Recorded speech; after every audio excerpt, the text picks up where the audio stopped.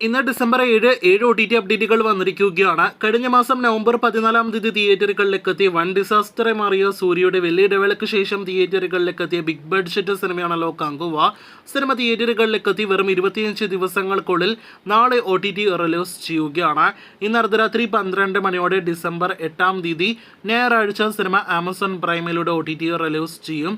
കങ്കുവ മലയാളം, തമിഴ്, തെലുഗു, കന്നഡ ഭാഷകളിൽ ആമസോൺ പ്രൈമിൽ ലഭ്യമാകുന്നതാണ്. രണ്ടാമത്തേത് ഇന്നേ ദിവസം OTT റിലീസ് ചെയ്ത ഒരു ഹിന്ദി സിനിമയുടെ അപ്ഡേറ്റ് ആണ്. വിക്കി വിദ്യ കാ വോ വാല വീഡിയോ എന്നാണ് സിനിമയുടെ പേര്.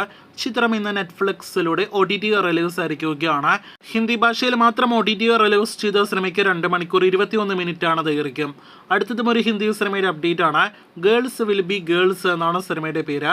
ആമസോൺ പ്രൈമിലൂടെ ഈ Hindi cinema direct OTT release ആയിട്ട് ഡിസംബർ 18-ന് ലഭ്യമാകുന്നതാണ്. അടുത്ത 2 സിനിമകളും 2 ദീപാവലി റിലീസ് ആയിട്ട് എത്തിയ ഹിന്ദി സിനിമകളുടെ അപ്ഡേറ്റുകളാണ്.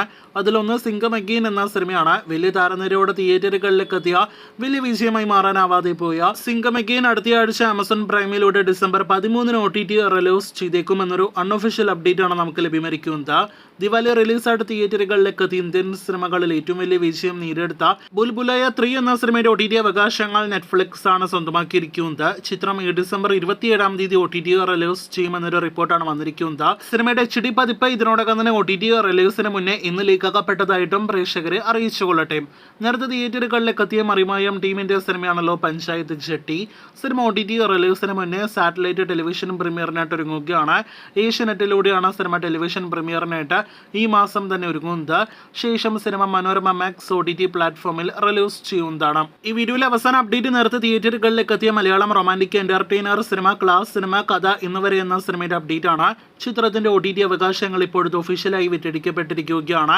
ബിജു മേനോൻ, മേതിൽ ദേവിക, നിഖില വിമൽ തുടങ്ങിയവർ അഭിനയിച്ച സിനിമ മനോരമ മാക്സിലൂടെ ഉടനെ OTT റിലീസ് ചെയ്യും.